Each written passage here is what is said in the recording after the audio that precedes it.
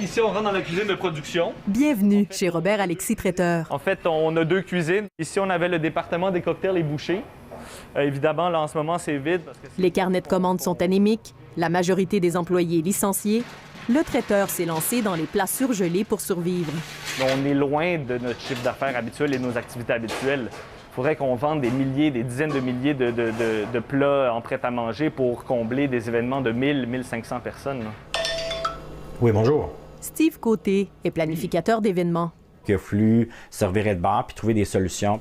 Devenu malgré lui spécialiste des congrès virtuels, il a vu un progrès dans l'utilisation du web par les entreprises. On est capable de faire du team building, on est capable d'aller plus que juste le simple chat pour poser nos questions. Chez ce locateur de mobilier événementiel, on a lancé une offensive marketing, le zéro risque, pour se démarquer. On va faire une désinfection du mobilier au complet, on va l'emballer correctement, on va l'amener à l'entrepôt, on va s'assurer qu'il est en bon état, puis on va le ressortir sur le prochain événement, le renettoyer encore. DX Mobilier a perdu 95 % de ses revenus avec la pandémie et fermé sa succursale d'Ottawa. Elle salue l'aide gouvernementale, mais souhaiterait plus de subventions et moins de prêts.